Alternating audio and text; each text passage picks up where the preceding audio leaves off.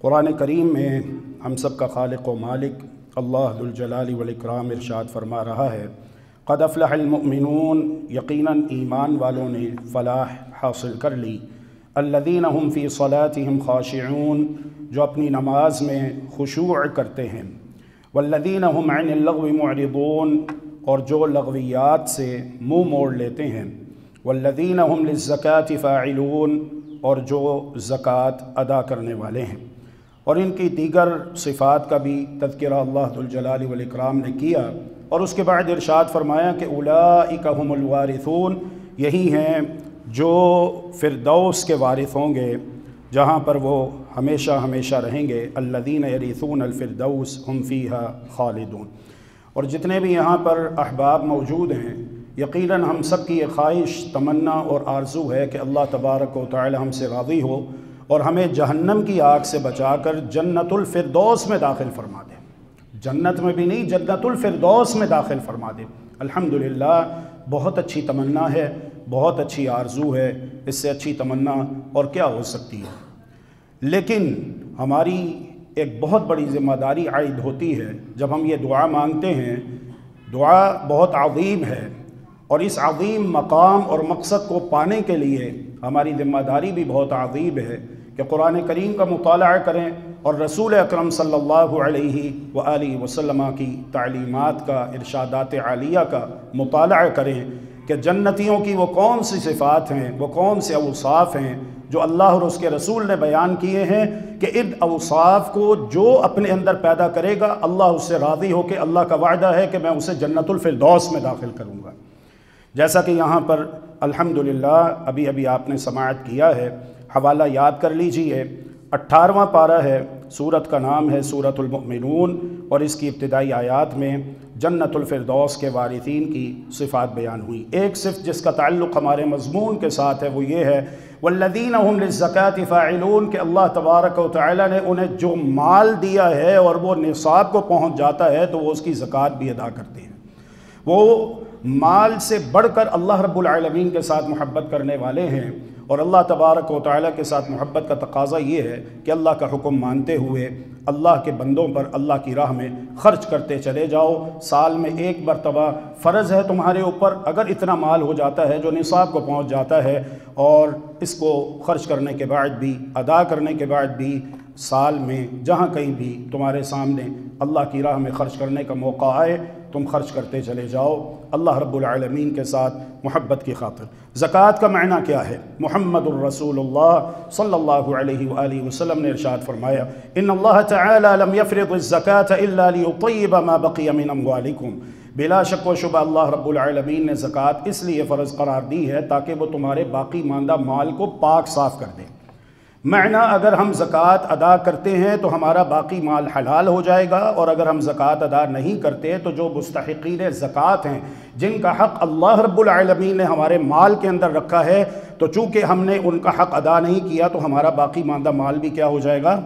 حرام ہو جائے گا۔ اور حرام کھانے والے، حرام کھلانے والے، خواہ لمبا سفر کر کے خانہ کعبہ میں پہنچ کے غلاف کعبہ کے ساتھ چمٹ کے دعائیں کیوں نہ مانگے، محمد الرسول اللہ صلی اللہ علیہ وسلم نے ارشاد فرمایا کہ ان کی دعائیں قبول نہیں کی جاتی، تو مال پاک صاف ہو جاتا ہے۔ یہ زکوٰۃ کا پہلا معنی ہے طہارت اور پاکیزگی۔ طہارت ہو جاتی ہے کہ مال پاک صاف ہو جاتا ہے، مال کی طہارت ہو جاتی ہے۔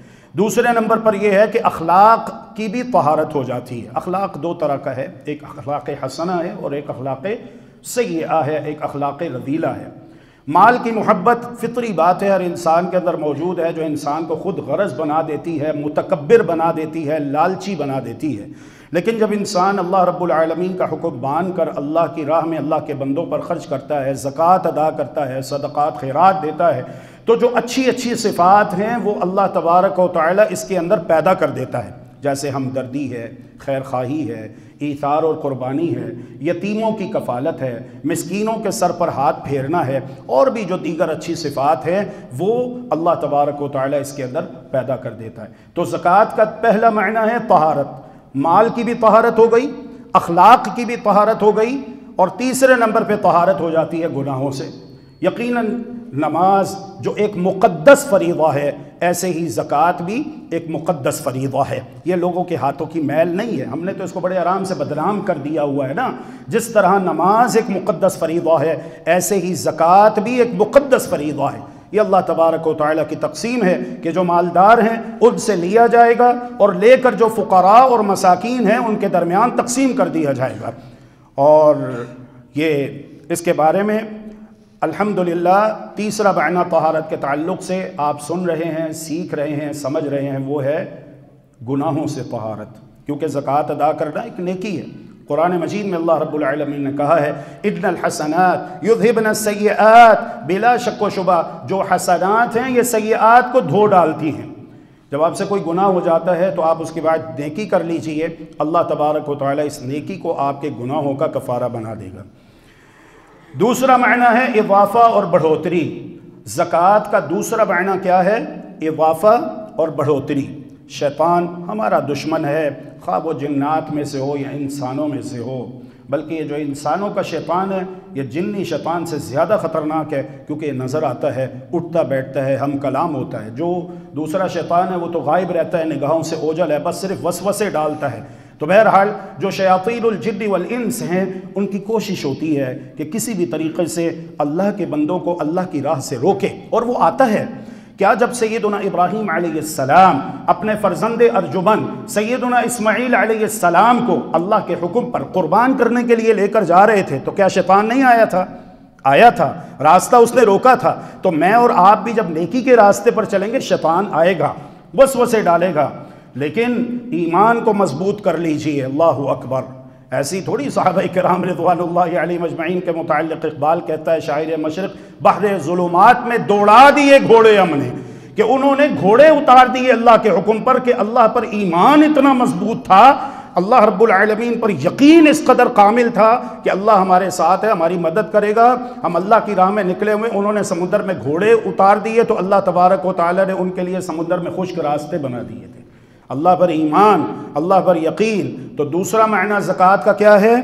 اضافہ اور بڑھوتری۔ اور یہ اضافہ اور بڑھوتری ظاہری اعتبار سے بھی ہوتا ہے، معنوی اعتبار سے بھی ہوتا ہے۔ ظاہری اعتبار سے اس طرح ہے کہ آپ کا مال بڑھتا ہوا آپ کو نظر آئے گا، آپ کو محسوس ہوگا، آپ کا کاروبار پروان چڑھے گا، خوب ترقی کرے گا، خوب پھلے گا پھولے گا۔ محمد الرسول اللہ صلی اللہ علیہ وسلم نے ارشاد فرمایا ان فقراء اور مساکین کو، ان غریبوں کو حقیر نہ سمجھو، انما تنصرون بدعاء ضعفائکم، انما تنصرون وترزقون بدعاء ضعفائکم، او کما قال علیہ الصلاۃ والسلام۔ تم رزق دیے جاتے ہو، مدد کیے جاتے ہو تو ان فقیروں کی دعاؤں کی برکت کے ساتھ، کہ یہ تمہارے لیے دعائیں کرتے ہیں۔ جب یہ تمہارے لیے دعائیں کرتے ہیں تو اللہ رب العالمین تمہارے لیے رزق کے دروازے کھول دیتا ہے، اپنی مدد اور نصرت کے دروازے کھول دیتا ہے۔ تو اسے حقیر نہ سمجھو۔ ظاہری اعتبار سے اضافہ ہے۔ معنوی اعتبار سے اضافہ ہے کہ اللہ تبارک و تعالی نے آپ کو مال دیا ہے۔ مال تو کتنے سارے لوگوں کے پاس ہے، مارکیٹ میں بڑے بڑے دکاندار بیٹھے ہوئے ہیں، محلے کے اندر بڑے بڑے ارب پتی لوگ موجود ہیں، لیکن اللہ تبارک و تعالی کے حکم پر جب آپ نماز قائم کرو گے، زکوٰۃ دو گے، توحید اور سنت کے تقاضے پورے کرو گے، تو اللہ تبارک و تعالی آپ کے مال میں معنوی اعتبار سے بھی اضافہ کرے گا کہ نیک کام کرنے کی وہ توفیق اللہ رب العزت آپ کو دے گا جو اللہ تعالیٰ کسی اور کو نہیں دے گا۔ پھر آپ مسجدیں بناؤ گے، مدرسے بناؤ گے، علماء کی کفالت کرو گے، یتیموں پر، مسکینوں پر، غریبوں پر مال خرچ کرو گے، اور اللہ تبارک و تعالی ان تمام نیکیوں کے بدلے میں آپ کو بہت زیادہ اجر دے گا، ثواب دے گا، جنت میں آپ کے درجات بلند کرے گا۔ تو یہ زکوٰۃ کا دوسرا معنی ہے اضافہ اور بڑھوتری۔ قرآن کریم میں اللہ ذو الجلال والاکرام نے ارشاد فرمایا ہے یمحق اللہ الربا ویربی الصدقات، اللہ رب العالمین ربا کو، انٹرسٹ، سود کو مٹاتا ہے، گھٹاتا ہے، ختم کرتا ہے، اس میں سے برکت اٹھا لیتا ہے۔ لوگ تو یہ سمجھتے ہیں نا کہ ہم نے بینک میں جا جا کے سیونگ اکاؤنٹ کھلائے ہوئے ہیں، ہم سیونگ کر رہے ہیں، یہاں پر پیسہ رکھ رہے ہیں، مزے سے ہمیں مل رہا ہے۔ اللہ رب العالمین کہتا ہے یمحق اللہ الربا ویربی الصدقات، اللہ رب العالمین سود کو گھٹاتا ہے، مٹاتا ہے، اس میں برکت نہیں ہوتی۔ ہاں وَيُرْبِ الصَّدَقَاتِ، اللہ کا وعدہ ہے کہ جو صدقہ تم اللہ کی راہ میں دیتے ہو اللہ تعالیٰ اسے بڑھاتا ہے، اس میں اضافہ کرتا ہے۔ یہ قرآن کی آیت ہے۔ وَمَا آتَيْتُم مِّن رِّبًا لِّيَرْبُوَ فِي أَمْوَالِ النَّاسِ فَلَا يَرْبُو عِندَ اللَّهِ وَمَا آتَيْتُم مِّن زَكَاةٍ تُرِيدُونَ وَجْهَ اللَّهِ فَأُولَٰئِكَ هُمُ الْمُضْعِفُونَ۔ جو تم لوگوں کو دیتے ہو نا مال بڑھانے کے لیے سود پر، دیکھتے ہو تم کہ اس میں اضافہ ہو رہا ہے، اور جو تم نے اللہ کی راہ میں دیا، تمہارے پاس 10 لاکھ تھے، تم نے 2 لاکھ دے دیا اللہ کی راہ میں، مسجد میں دے دیا، مدرسے میں دے دیا، اللہ کے کسی نیک بندے کو دے دیا جو مستحق ہے، سفید پوش ہے، خوددار ہے، کسی کے سامنے ہاتھ نہیں پلاتا، جس طرح قرآن کہتا ہے لِلْفُقَرَاءِ الَّذِينَ اُحْصِرُوا فِي سَبِيلِ اللَّهِ لَا يَسْتَطِيعُونَ ضَرْبًا فِي الْأَرْضِ يَحْسَبُهُمُ الْجَاهِلُ أَغْنِيَاءَ مِنَ التَّعَفُّفِ تَعْرِفُهُمْ بِسِيمَاهُمْ لَا يَسْأَلُونَ النَّاسَ إِلْحَافًا وَمَا تُنْفِقُوا مِنْ خَيْرٍ فَإِنَّ اللَّهَ بِهِ عَلِيمٌ۔ وہ لوگوں کے ساتھ چمٹ کے سوال نہیں کرتے۔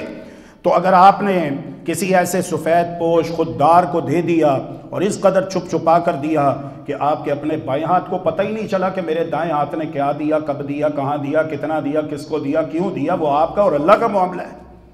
تو فرمائے کہ وَمَا آتَيْتُم مِّن رِّبًا لِّيَرْبُوَ فِي أَمْوَالِ النَّاسِ فَلَا يَرْبُو عِندَ اللَّهِ۔ جو تم لوگوں کو دیتے ہو نا، سود پہ معاملات کرتے ہو، دیکھتے ہو کہ اس میں تو مال بڑھ رہا ہے، اللہ قرآن میں کہتا ہے یہ مال بڑھ نہیں رہا ہے، یہ مال گھٹ رہا ہے، یہ تم حرام کھا رہے ہو، حرام کھلا رہے ہو۔ محمد الرسول اللہ صلی اللہ علیہ وسلم ارشاد فرماتے ہیں کہ سود کے 70 درجے ہیں۔ ادنا درجہ کیا ہے؟ سود کا ادنا درجہ کیا ہے؟ کہ انسان چوک میں کھڑا ہو کر اپنی ماں کے ساتھ نکاح کرے اور اس کے بعد علی الاعلان سب کے سامنے اس کے ساتھ بدکاری کرے، یہ سود کا سب سے ادنا درجہ ہے۔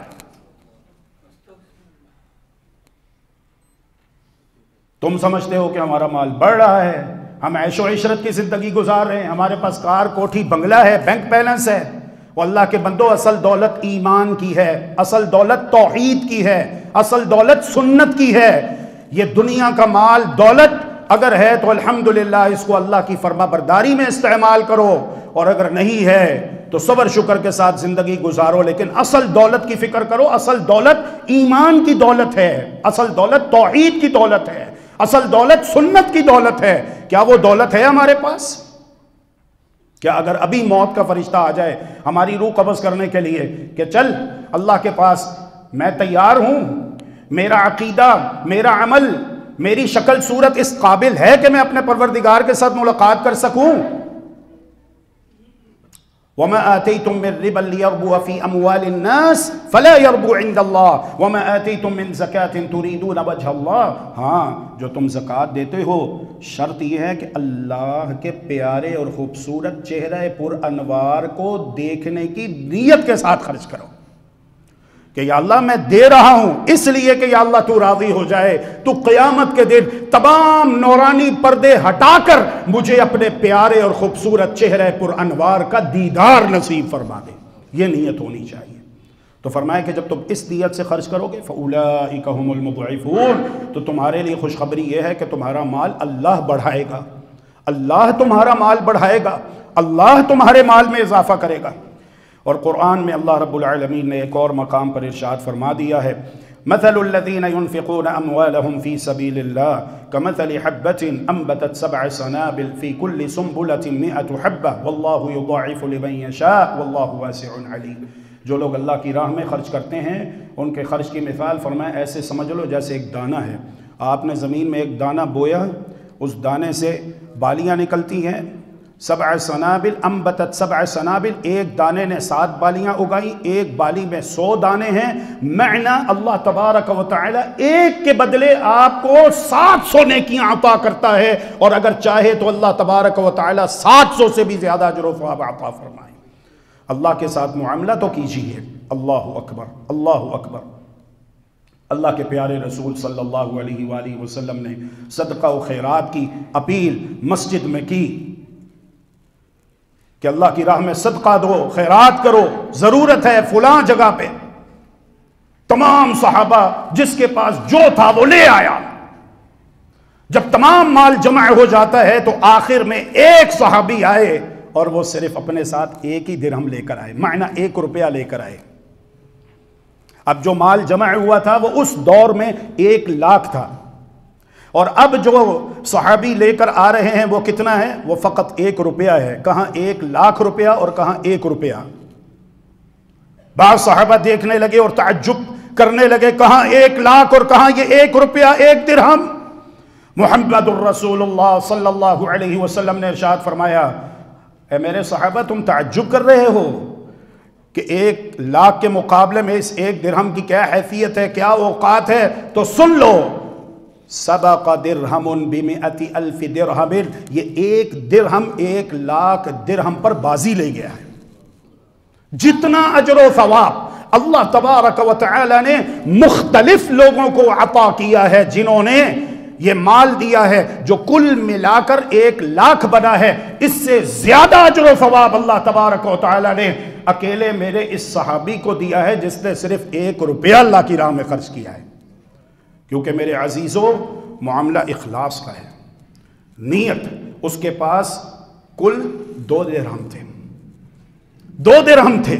1 درہم اس نے اپنے اور اپنے بیوی بچوں کے لیے رکھ لیا، اور دوسرا درہم اللہ کی راہ میں دے دیا، اور راستے میں اللہ کے ساتھ باتیں کرتا ہوا آ رہا ہے، اللہ تو جانتا ہے میرے پاس صرف 2 ہی درہم ہیں، اگر اس سے زیادہ ہوتے تو اس سے زیادہ خرچ کرتا، اللہ 1 اپنے لیے اپنے بیوی بچوں کے لیے رکھ لیا اور دوسرا تیری راہ میں خرچ کر رہا ہوں، اللہ قبول کر لے۔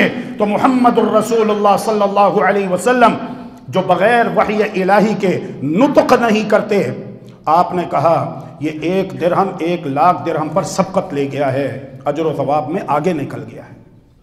معاملہ اخلاص کا ہے۔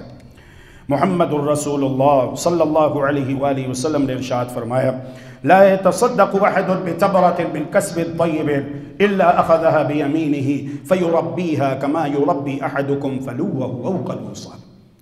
تم میں سے کوئی بھی اللہ کی راہ میں خرچ کرے، خواہ وہ 1 کھجور ہی کیوں نہ خرچ کرے، لیکن حلال اور پاکیزہ مال میں سے خرچ کرے۔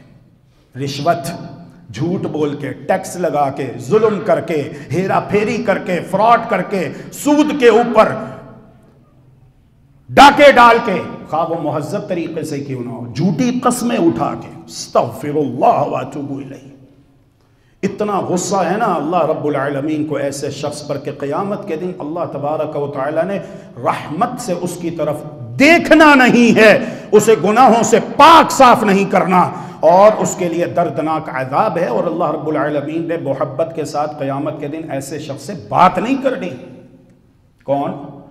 اللہ رب العالمین قائل کو اور تمام سامعین میں سے کسی کو بھی ان میں سے نہ کرے، اور اگر کسی کے اندر یہ صفت ہے تو اللہ تعالی ہمیں سچی توبہ کرنے کی توفیق عطا فرمائے۔ والمنفق سلعته بالحلف الكاذب، جو جھوٹی قسمیں اٹھا کر اپنا سودا بیچتا ہے، جھوٹی قسمیں اٹھا کر، اس کی سینکڑوں مثالیں آپ کو مل جائیں گی معاشرے میں، میرے سے بہتر آپ جانتے ہیں۔ جھوٹی قسمیں اٹھاتا ہے، جھوٹ بولتا ہے، ہیرا پھیری کرتا ہے، فراڈ کرتا ہے کہ کسی طریقے سے پیسہ زیادہ آ جائے، مہنگائی مہنگائی مہنگائی کا نعرہ لگا کے خوب لوٹ رہا ہے، ہر شخص لوٹ رہا ہے، لٹیرا اور ڈاکو بنا ہوا ہے، الا ماشاءاللہ۔ ہاں اللہ کے نیک بندے ہیں لیکن وہ بہت تھوڑے ہیں جو حلال حرام کی پابندی کرتے ہیں، جو اللہ کو اپنے ساتھ لے کر چلتے ہیں کہ جو ہمارے نصیب میں لکھا ہوا ہے وہی ملے گا، اتنا ہی ملے گا، لیکن ہمارا امتحان ہے کہ ہم حلال طریقے سے کماتے ہیں، حرام طریقے سے کماتے ہیں، تو وہ حلال حرام کی پابندی کرتا ہے۔ ہیں اللہ کے بندے لیکن وہ بہت تھوڑے ہیں، اللہ تعالی ہمیں انہی تھوڑوں میں شامل فرما دے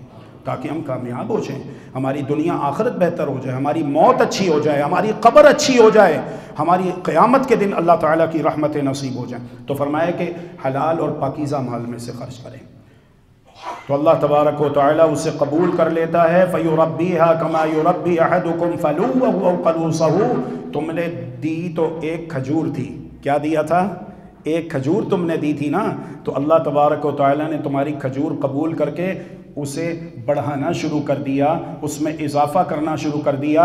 محمد الرسول اللہ صلی اللہ علیہ وآلہ وسلم نے مثال دے کر بیان کیا، کما یربی احدکم فلوہ او قلوصہ، جس طرح تم اپنی گھوڑی کے بچے کو یا اونٹنی کے بچے کو پالتے ہو، جوان کرتے ہو، پروان چڑھاتے ہو، ایسے ہی اللہ تبارک و تعالی وہ تمہاری ایک چھوٹی سی کھجور کو بڑھاتا رہتا ہے، اس میں اضافہ کرتا رہتا ہے، تمہارے اجر و ثواب میں اضافہ کرتا رہتا ہے، حتی تکون مثل الجبل او اعظم، یہاں تک کہ وہ ایک چھوٹی سی کھجور بہت بڑے پہاڑ کے برابر ہو جاتی ہے یا اس سے بھی بڑی ہو جاتی ہے۔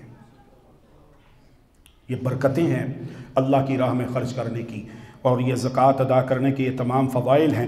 صحیح البخاری کے اندر حدیث قدسی ہے، قال اللہ عز وجل یا ابن آدم انفق انفق علی، اے ابن آدم تو میری راہ میں میرے حکم پر میرے بندوں پر خرچ کرتا چلا جا، میں اللہ رب العالمین خود تیرے اوپر خرچ کروں گا۔ تو میرے بندوں پر خرچ کر، میں اللہ رب العالمین تیرے اوپر خرچ کروں گا۔ اللہ اکبر، اللہ کی قسم یہ گھاٹے کا سودا نہیں ہے، اس میں فائدہ ہی فائدہ ہے۔ اللہ الصمد، اللہ بے نیاز ہے، اس کو ہمارے مالوں کا احتیاج نہیں ہے، لیکن اس نے نظام بنایا ہے، نظام بنایا ہے، امتحان ہے۔ کیا انسان مال کی محبت پہ گرفتار ہوتا ہے یا پھر مال کی محبت پر اللہ کی محبت کو ترجیح دیتا ہے اور اللہ کے ساتھ محبت کی خاطر کھانے کھلاتا ہے مسکینوں کو، یتیموں کو، قیدیوں کو، اور اسی طرح انہیں مال دیتا ہے جنہیں مال دینے کا حکم اللہ رب العالمین نے قرآن کریم میں دیا اور محمد الرسول اللہ صلی اللہ علیہ وآلہ وسلم نے دیا۔ سیدہ اسماء رضی اللہ تعالی عنہ ابو بکر صدیق رضی اللہ عنہ کی بیٹی ہیں، ذات النطاقین جن کا لقب ہے۔ محمد الرسول اللہ صلی اللہ علیہ وآلہ وسلم نے انہیں یہ نصیحت فرمائی تھی، انفقی، خرچ کرتی رہو، خرچ کرتی رہو۔ ایسا نہیں ہے کہ صرف مردوں کو یہ اور عورتیں دولت اکٹھی کر کے رکھیں، نہیں، عورتوں کے لیے کہا گیا ہے کہ تم بھی خرچ کرتی رہا کرو۔ وَلَا تُحْصِي فَيُحْصِي اللَّهُ عَلَيْكِ، اور گن گن کر خرچ نہ کرنا، گن گن کر خرچ نہ کرنا، ورنہ اللہ رب العالمین بھی تمہارے ساتھ گنتی والا ہی معاملہ کرے گا۔ پھر وَلَا تُوعِي فَيُوعِي اللَّهُ عَلَيْكِ، اور مال کو جمع کر کے نہ رکھو، اگر تم مال کو جمع کر کے رکھو گی، اللہ کی راہ میں خرچ نہیں کرو گی، تو اللہ تعالیٰ بھی پھر تمہارے ساتھ ایسے ہی معاملہ کرے گا۔ ارضخی مستطعتی، فراخ دلی کے ساتھ جتنی استطاعت ہے اللہ کی راہ میں خرچ کرتی رہو۔ محمد الرسول اللہ صلی اللہ علیہ وسلم کا گھر مبارک ہے، ایک بکری کو ذبح کیا جاتا ہے، اس کا گوشت بنایا جاتا ہے۔ محمد الرسول اللہ صلی اللہ علیہ وسلم اپنی پیاری زوجہ مؤمنوں کی ماں سیدہ عائشہ رضی اللہ تعالی عنہ سے کہتے ہیں، میں ذرا باہر کسی کام سے جا رہا ہوں، جب تک میں آتا ہوں اے عائشہ تم ایسا کرو رضی اللہ عنہ، بکری کا گوشت جو ہے وہ تقسیم کروا دو۔ محمد الرسول اللہ صلی اللہ علیہ وسلم گھر سے باہر تشریف لے گئے اور اس کے بعد گھر میں واپس تشریف لائے تو پوچھا، اے عائشہ یہ بتاؤ کہ بکری کا کتنا گوشت باقی رہ گیا؟ سید عائشہ رضی اللہ عنہ کہتی ہیں، ما بقی منہا الا کتفہا، یا رسول اللہ یہ ایک دستی باقی رہ گئی ہے، باقی میں نے سارا تقسیم کر دیا۔ سوچئے بات صحیح ہے کہ نہیں؟ بات صحیح ہے کہ نہیں؟ بالکل صحیح بات ہے کہ یا رسول اللہ بکری کا سارا گوشت میں نے تقسیم کر دیا ہے، یہ ایک دستی باقی رہ گئی ہے۔ محمد الرسول اللہ صلی اللہ علیہ وسلم نے ارشاد فرمایا، یوں نہ کہو بلکہ یوں کہو، بقیہ کلھا غیر کتفہا، جو ہم تقسیم کر چکے ہیں وہ باقی رہ گیا ہے سوائے اس دستی کے۔ یعنی کہ جو آپ نے دے دیا، صدقہ کر دیا اللہ کی راہ میں، وہ باقی ہے، وہ اللہ کے ہاں محفوظ ہے، یہ دستی رہ گئی۔ حالانکہ بات وہ بھی ٹھیک تھی، لیکن محمد الرسول اللہ صلی اللہ علیہ وسلم اعلیٰ تربیت کرنا چاہتے ہیں۔ جس طرح کہ ایک اور حدیث میں آتا ہے، انسان تو بڑا فخر کرتا رہتا ہے، یہ کار میری ہے، کوٹھی میری ہے، پلازا میرا ہے، شو روم میرا ہے، میرا اتنا بینک بیلنس ہے۔ وہ محمد الرسول اللہ صلی اللہ علیہ وسلم فرماتے ہیں، یقول ابن آدم مالی مالی، ابن آدم کہتا رہتا ہے میرا مال میرا مال، انا له من باله الا ما اکل فافنى او لبس فابلى او تصدق فابقى۔ ابن آدم کے اپنے مال سے استفادے کی صرف 3 صورتیں، چوتھی کوئی صورت نہیں ہے۔ اگر ہوتی تو اللہ کے رسول ضرور بیان کرتے۔ کیا فرمایا؟ پہلی صورت تو یہ ہے کہ ابن آدم نے کھا لیا، کھا کے ہضم کر دیا، فائدہ ہوا اسے، اس کے جسم کو فائدہ ہوا۔ دوسری صورت یہ ہے کہ اس نے لباس پہنا اور پہن کر پرانا کر دیا، بوسیدہ کر دیا، فائدہ اٹھا لیا اس نے اپنے مال سے۔ تیسری صورت یہ ہے کہ او تصدق فابقى، اللہ کی راہ میں اس نے اپنا مال خرچ کر کے باقی رکھ لیا، محفوظ کر لیا۔ چوتھی کوئی صورت نہیں ہے۔ اللهم إنك عفو تحب العفو فاعف عنا. اللهم إنك عفو تحب العفو فاعف عنا. إلهنا فاعف عنا، فاعف عنا يا كريم.